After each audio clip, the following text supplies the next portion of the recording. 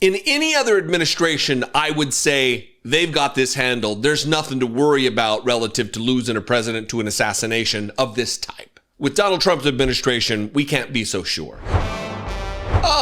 No big deal. Just perusing headlines from newspapers across the world and ran across this doozy from the Times. We could assassinate Trump sunbathing, Iranian official claims, as a $40 million bounty is put on the heads of the Ayatollah critics. Javad Larijani says a small drone could hit the president in the navel. Oh, no, don't stop. We'll make sure that you don't do it. Listen, obviously, it would be bad if the president of the United States were assassinated for a multiplicity of reasons. One, the order of succession puts us in a situation where, and this is obviously not the most important reason, that the succession list is a nightmare, starting with J.D. Vance, moving on to Mike Johnson. The fact that the Senate is in control of the Republicans means that the president pro tem would be 99-year-old or however old the dipshit Chuck Grassley is. The Secretary of State is also a minion of Donald Trump. It just doesn't look good, right? But for a foreign nation to assert publicly, where journalists can quote them, that they have plotted or are plotting or have at least gamed out a scenario where they could strike Donald Trump with a drone in his belly button, that accurate, is a big deal. This article is remarkable for a number of different reasons. I'm going to read you like 6 paragraphs from it just to give you a flavor for what's going on here. All of this, by the way, could have been avoided largely if Donald Trump had just really tried to put America first and not preemptively, without justification or provocation, attacked this sovereign nation. Again, not giving space for the Ayatollahs and the nuts, the religious fundamentalist nutterbutters who run the nation of Iran. I'm not. F them almost as hard as Donald Trump. A senior Iranian official has suggested President Trump could be assassinated while he sunbathes at his estate in Florida. Javad Larijani, an advisor to Ayatollah Ali Khamenei, issued the warning on Iranian state television in the wake of U.S. intervention in Iran's conflict with Israel. Quote, Trump has done something so that he can no longer sunbathe in Mar-a-Lago. As he lies there with his stomach to the sun, a small drone might hit him in the navel. It's very simple, he said with a laugh, according to the London-based media outlet, Iran International. A couple of different things here. One, if you think Donald Trump sunbathes, maybe your intel is a little off, brother. Secondly, in any other administration, I would say they've got this handled. There's nothing to worry about relative to losing a president to an assassination of this type. With Donald Trump's administration, we can't be so sure. It is just filled chock full to the brim of incompetence, of fecklessness, of a lack of adroitness, if you will, from the top up, from protecting Donald Trump as president of the United States to just basic policy, domestic and international. It's a nightmare of incompetence. The comments were reported as a website called Blood Pact claimed to have raised more than $40 million for, quote, retribution against those who mock and threaten the supreme leader, Al Khamenei. You can't mock the dear leader, the supreme leader. The f*** out of here. The Department for Homeland Security and the FBI have sharpened their focus on counterterrorism in the wake of the June 21st U.S. strikes on Iranian nuclear facilities, warning state leaders and federal agencies of the risk of retaliation. On Wednesday, the policy group United Against Nuclear Iran called for the United States government to sanction senior Iranian clerics for promoting fatwas to kill Trump. The group, which is chaired by Jeb Bush, this is a foreign newspaper, so they give more insight into who he is. The former governor of Florida, whose father and brother served as president. I don't even know if that's a low-key dig, but man, I love it. They published a list identifying 11 people and 2 entities aligned to the regime that should be sanctioned. Quote, threats against the President of the United States and other Americans are a federal crime, a statement obtained by Fox News, of course, said. Each of these individuals and entities should be sanctioned, indicted, and banned from travel, along with their families to the United States and its allies. Quote, the last fatwa against another American citizen, Salman Rushdie, almost cost him his life, with him being stabbed by an Iranian regime sympathizer. It is time to ensure that those who threaten Americans face the full force of the law. Man, talk about being conflicted. Because look, they can say all they want, that it's time to ensure that those who threaten Americans face the full threat of the law, force of the law. What about the threats and the actual damage and violence that's being inflicted directly through the use of the United States military in an unjustified, unlawful manner? I guess that would be the question. That would be on the minds and the ears and the hearts of millions, tens of millions, if not hundreds of millions of people all across the globe who have witnessed the United States and our arrogance in foreign policy for so many decades. Do I want Trump dead? Not by unnatural means. Would I, weep tears of misery if Donald Trump were to leave us because of the Big Mac sauce flowing through his veins in lieu of blood? Yeah, I don't know. But I can tell you this, we do risk losing a president to assassination just based on the incompetence of those that surround Donald Trump. The fact that he can't have anybody around him who tells him no and tells him something that he doesn't want to hear. That endangers Trump more than anything else. And now we've got an actual enemy nation that has inflicted terror on the world, that has their sights set on Donald Trump, with bounties being raised, $40 million to get rid of Trump. If a decision was made, I will know. I'll be the first to know. I don't know. Why don't you tell me? Who's in charge? Who's in charge of the country? Who's in charge of the White House? Because oftentimes we get the glimpse that it's not Donald Trump. From Will Scharf, his nursemaid that gets trotted out to explain everything before and or after he signs it, Donald Trump is not the man in charge. I mean, officially, yes, but effectively, I don't know. Yesterday, Tom Tillis said something to Jake Tapper that was very alarming, that comes not even directly related to all of the questions about the on-again, off-again, on-again, off-again aid to our allies like Ukraine.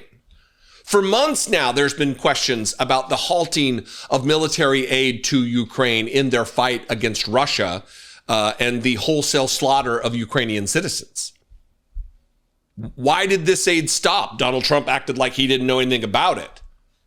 This is a headline from months ago. Pentagon stopped Ukraine military aid shipments in February without Trump's approval, ordered to cancel 11 military aid flights, which were quickly reinstated, originated in defense head Pete Hegseth's office. And he was asked about this 2 days ago by Caitlin Collins, to which he said, I don't know. I don't know who did that. Why don't you tell me? Mr. President, you have sent more weapons to Ukraine, as you said last night. Last week, the Pentagon paused some shipments of weapons to Ukraine. Did you approve of that pause? We want to put defensive weapons because Putin is not treating human beings right. He's killing too many people. So we're sending some defensive weapons to Ukraine, and I've approved that. So who ordered the pause last week? I don't know. Why don't you tell me? I think that's a question. Go ahead. Mr. Yeah. President, on immigration, the secretary there. Notice him look over his shoulder to indicate to Pete Hegseth, I want you to listen to me, hear what I'm saying, make sure what I say gets done. indicating that you can't just go rogue and do your own thing. I'm the president of the United States, which leads one to naturally believe or understand or at least question, why would Pete Hegseth be acting as a rogue agent against the wishes of President of the United States? Why? If he felt like he was actually following the directions of the president and not going rogue, he would be following the directives of the President of the United States, unwilling to act in such a bold manner without the explicit permission as a policy directive from Donald Trump. It's not what happened. Well, yesterday he was in this multilateral meeting with African leaders, and at the end of it, they start asking him questions. And this reporter asks a very good question, which is, if this happened without your knowledge, what other things are happening? How could we be? Let me get the exact question right. Yesterday, you said you weren't sure who ordered the munitions halted to Ukraine. Have you since been able to figure that out? And then what does it say about such a big decision that could be made inside your government without your knowing? What's going on here? Very important. You will not be shocked to learn that Donald Trump's answer leaves a lot to be desired. Sir, yesterday you said that you were not sure who ordered the munitions halted to Ukraine. Have you since been able to figure that out? Well, I haven't thought about it because we're looking at Ukraine right now and munitions, but I have not gone into it. What does it say that such a big decision could be made inside your government without you knowing? I would know. If a decision was made, I will know. I'll be the first to know. In fact, most likely I'd give the order, but I haven't done that yet. Yeah, please. I would know if a decision was made. I'd be the first to know. Those two things can't exist at the same time. They can't be true at the same time. That you don't know, but also I'll be the first to know. I know. What does it say that such a big decision could be made inside your government without you knowing? I would know.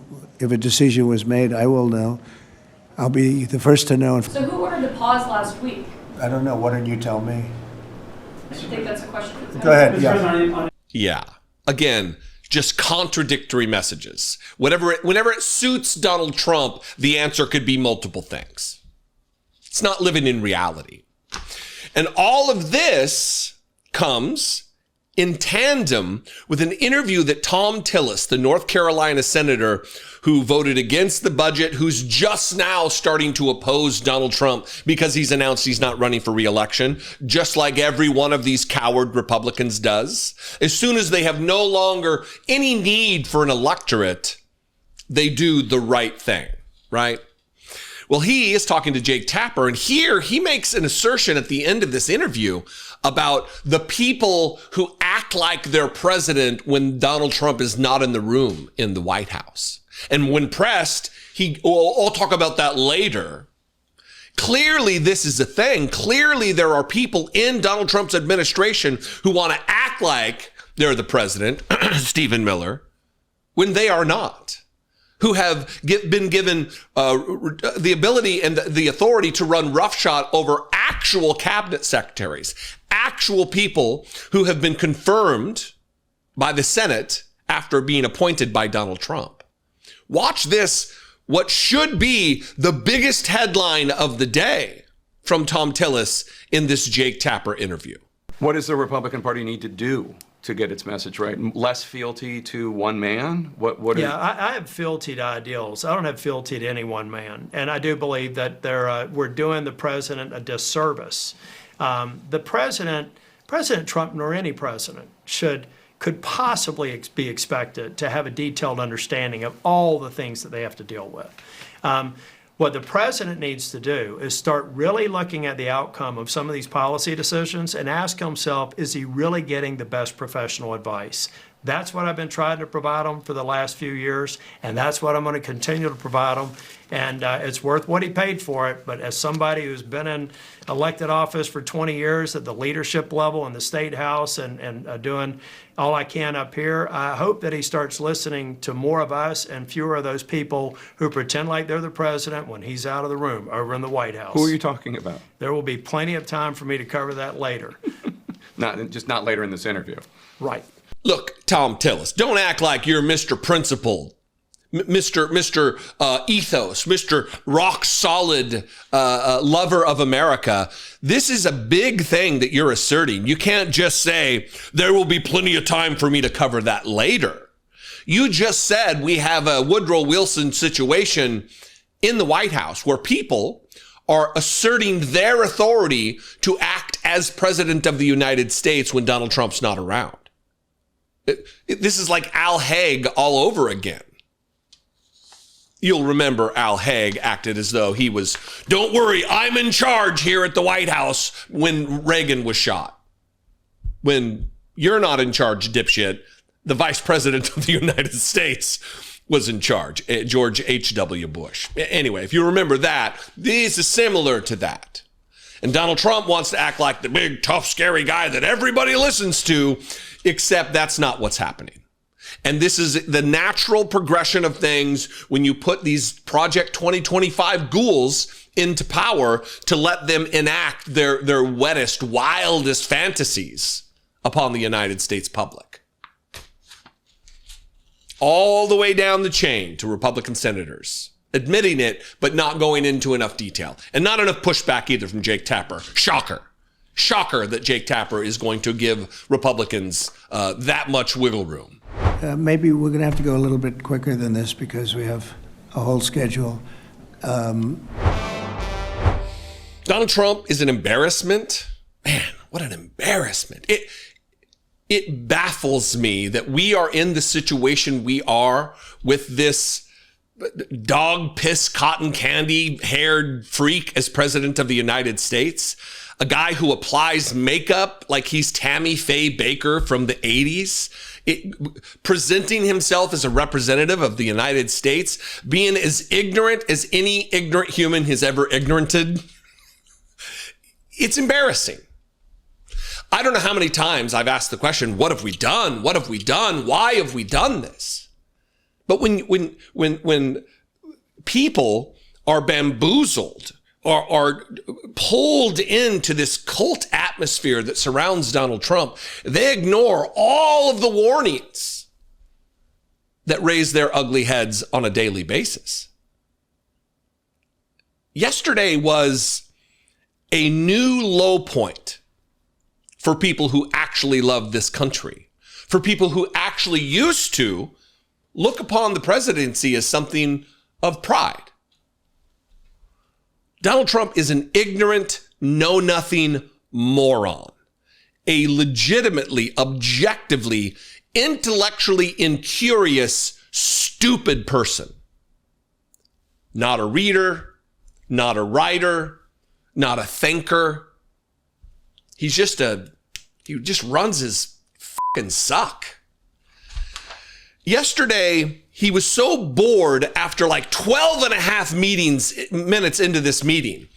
He's not even 13 minutes in, and he's already telling these African leaders to hey, wrap it up. Just tell us where you're from and what your name is. We got to get this thing moving along.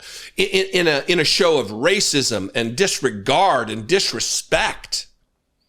It's all just very on brand for Donald Trump, and unfortunately, on brand for the United States right now. We have uranium, and we have a good inclination that we have lithium and other minerals. We're the second largest producer for the last 60 years in Africa of iron ore. We produce a lot. And we have a lot of resources in our seawaters, so lots of fishing and whatnot. I don't want to spend too much time on this. But I appreciate it very much. I appreciate it. Maybe we're going to have to go a little bit quicker than this because we have a whole schedule. If I could just say it's, your name and your country would be great. Thank you, please.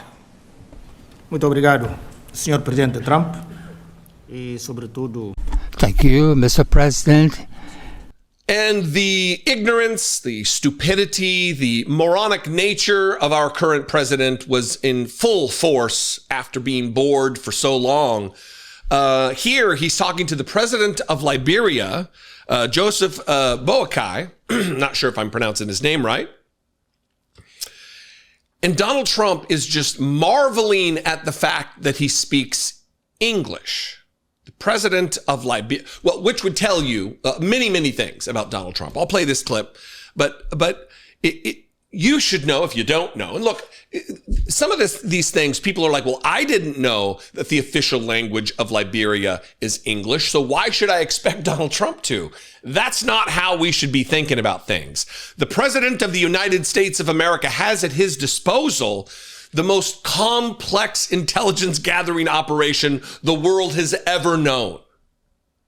Experts who represent vast amounts of knowledge about every single country on the earth, every language that's spoken on the earth.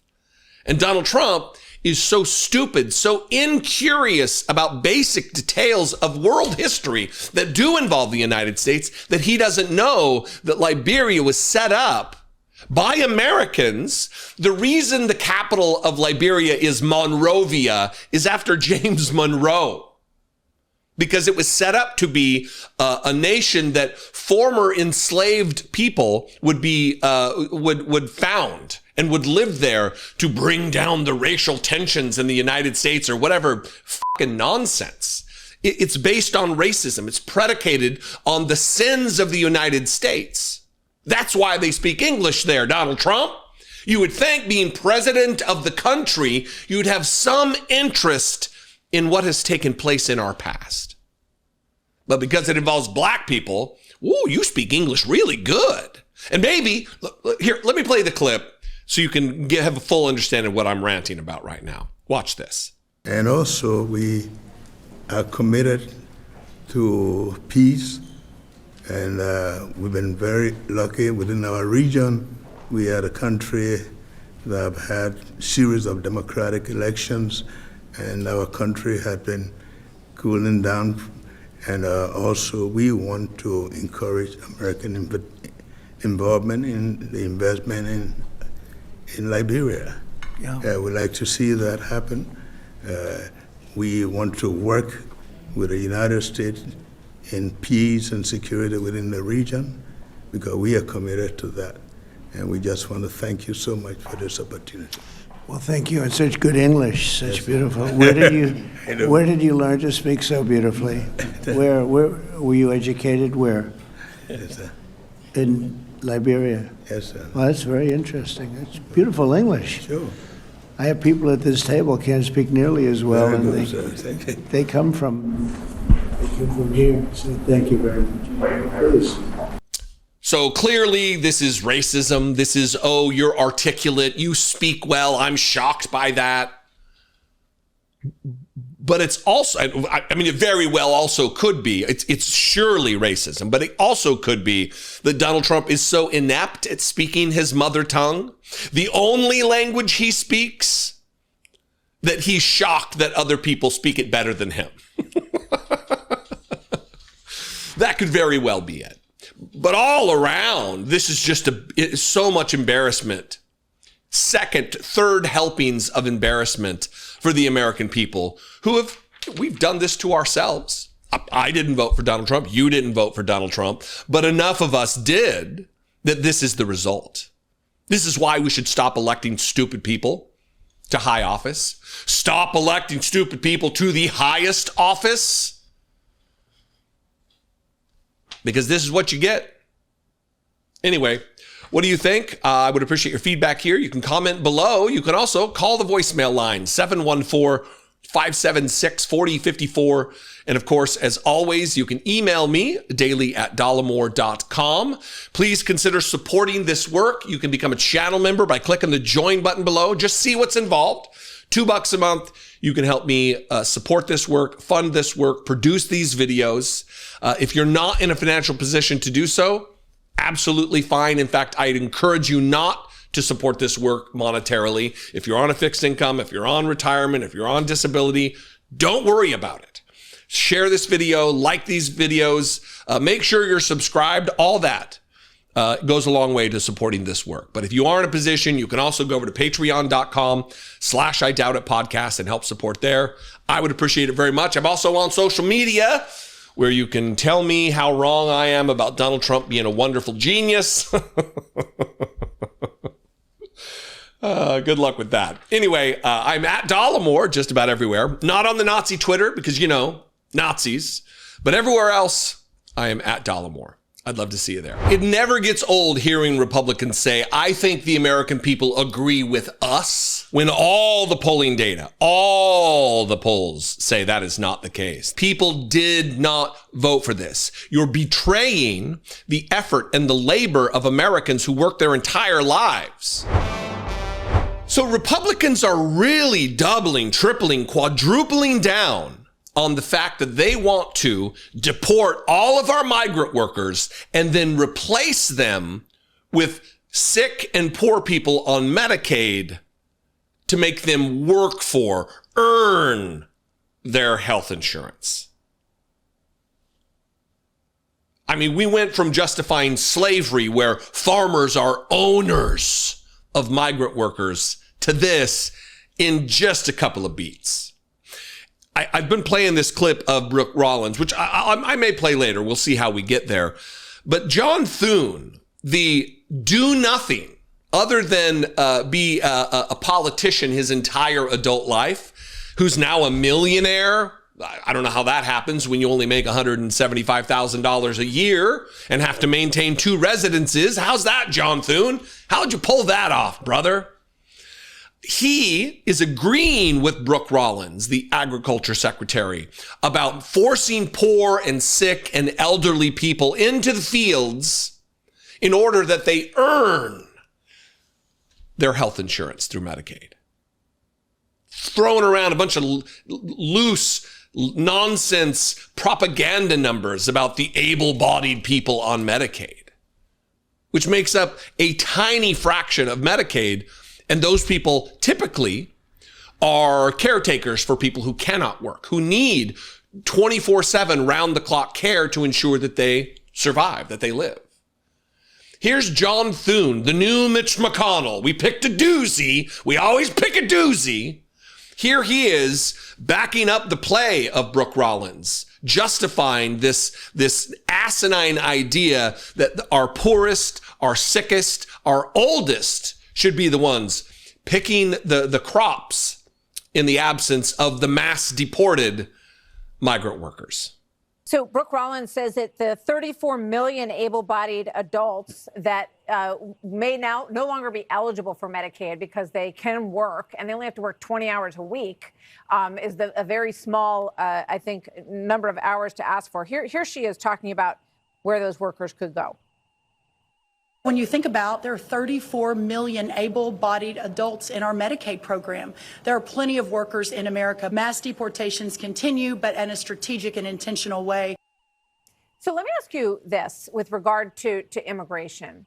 The president the other day said no amnesty. That's not going to happen. He said it's going to be work programs. We're going to have a work arrangement. So is this the moment, now that the big, beautiful bill is passed, what are you planning to take on next? And a work program would have to go through Congress and be approved, correct?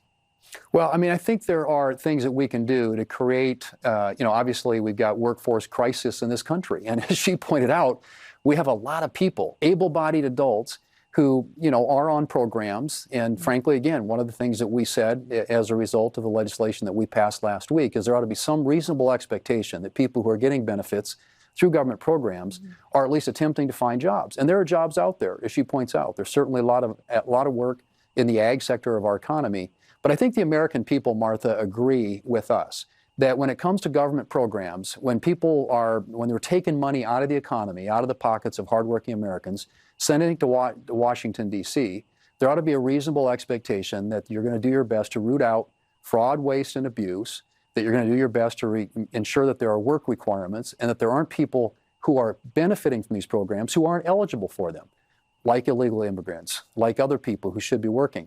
Those are all, I think, reasonable reforms that make these programs fiscally stronger and more sustainable for the long term so they can continue to deliver the benefits for whom they were intended. Yeah. And that's what this is all about.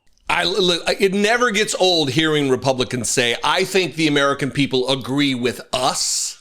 he says, when all the polling data, all the polls say that is not the case, that your big, beautiful bill, John Thune, was more unpopular coming out of the Senate than it was coming out of the House.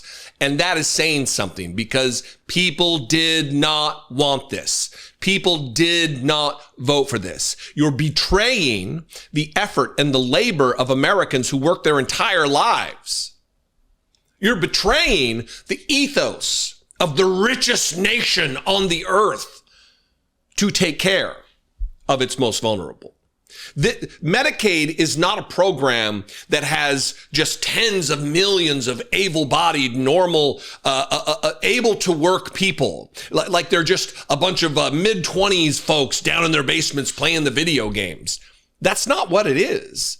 It's to ensure that our most vulnerable have the ability to get health care, the ability to eat, the ability to live their lives with dignity. And they're acting as though it's some kind of an unemployment program. And of course, Martha MacCallum there editorializing as a Fox News anchor, as a news person, that, well, I don't think it's that big of a deal to ask for this minimum amount of work requirement. Not saying that obviously the intent of work requirements is to throw up barriers so people don't get on the program. That if you don't check a certain box or mark a certain form the correct way, you're off. It's cruelty for cruelty's sake.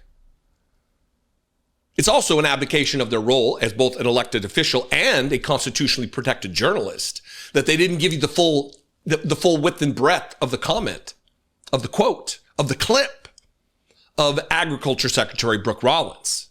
Luckily, there are individuals who work in this business, in independent media, who will give you the full context. Here is the full context from what Brooke Rollins said. But I can't underscore enough, there will be no amnesty. The mass deportations continue, but in a strategic way, and we move the workforce towards automation and 100% American participation, which again, with 34 million people, able-bodied adults on Medicaid, we should be able to do that fairly quickly. Thank you. And we move toward automation, which is to eliminate human effort in labor. But until we get to a totally automated system, we're going to get our sick people, our poor people, our old people out there, because they're going to, your grandma's in an assisted living facility? No matter. Get her out there. There's strawberries to be picked. We've eliminated our traditionally misused and abused labor force in migrant labor. So now we're going to turn that abuse upon our own. The sick, the poor, the elderly. And Republicans are out here doing the rounds in the media, justifying it, trying to convince Republicans who watch Fox News, this is the new path forward. We must do this. And you got Dr. Oz out there acting as though you got to do your patriotic duty so you don't cost the government money in health care. We're the only industrialized, advanced nation. We're the richest nation in the world. And the only one that doesn't guarantee health care to its citizens. Another embarrassment, another blight upon the reputation of the United States. And listen, there's even like middle of the road corporate moderate Democrats, Republicans in deed, in action, there's only in name they call themselves Democrats, who are opposed to Medicare for all, who are opposed to universal health care. Because we can't afford it. For some reason, we can't afford it when Great Britain affords it, Germany affords it, Canada affords it. All of our less rich partners globally, they can afford it. Hasn't bankrupted them. Yet we can't. Let's say I like him, and him. No, I don't think so. Not too much. He's very good. He's friends of mine now.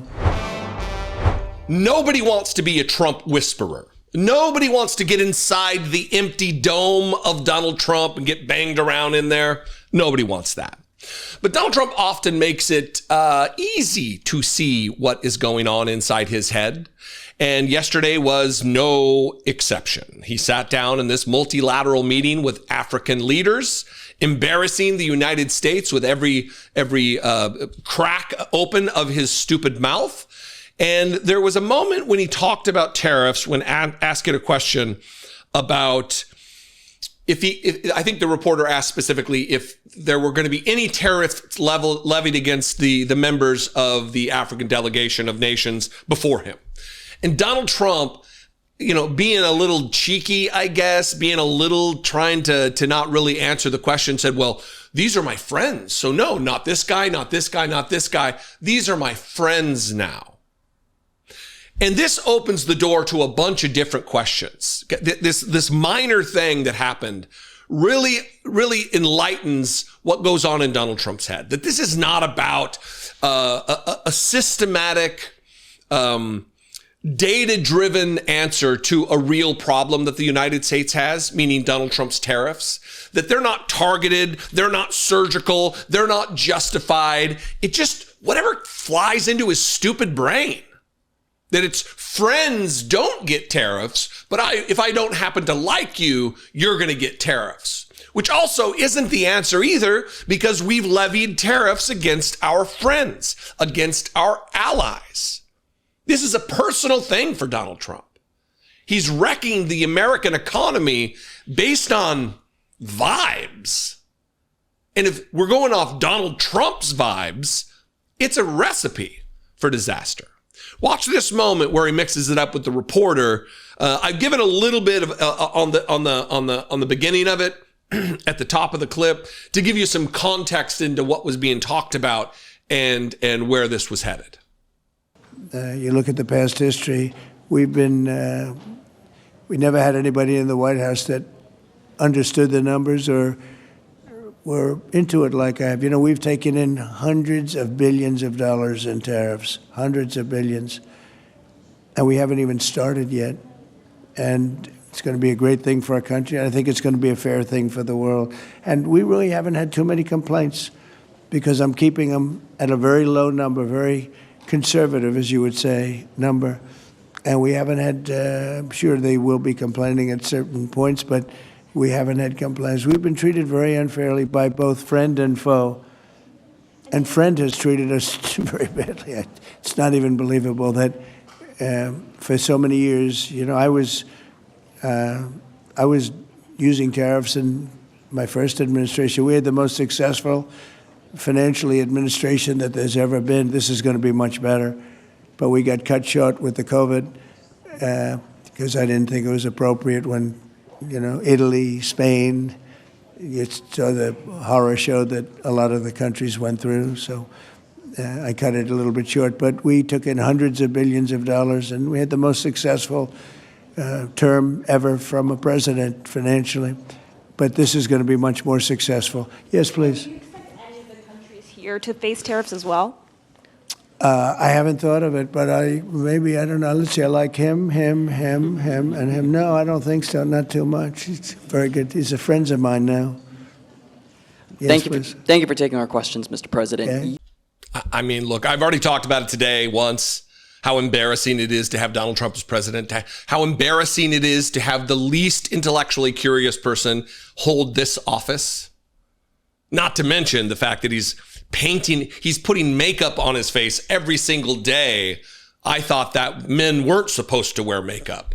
Men were supposed to be dominant, masculine men in a traditional sense. He's the picture of vanity. He's the picture of ignorance. He's the picture of arrogance, unearned arrogance.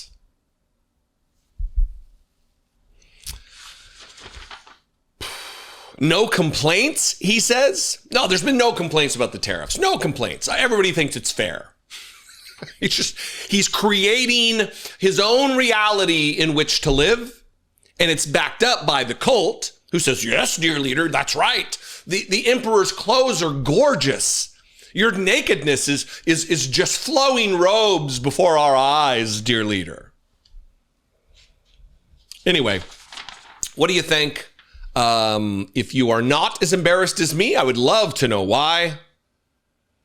You can comment below. You can also call the voicemail line 714-576-4054. And of course, as always, you can email me daily@dollemore.com.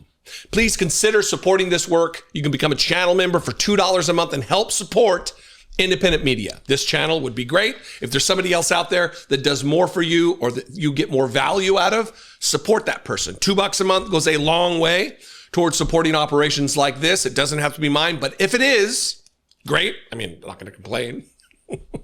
You can click the join button below, become a channel member for $2 a month. You can go to patreon.com/IDoubtItPodcast. You can go to Dollemore.com and buy some merch or a copy of the children's book, the beautifully animated children's book, animated by or drawn by a member of this very audience. It's called The Grateful Child, and you can learn about that right here.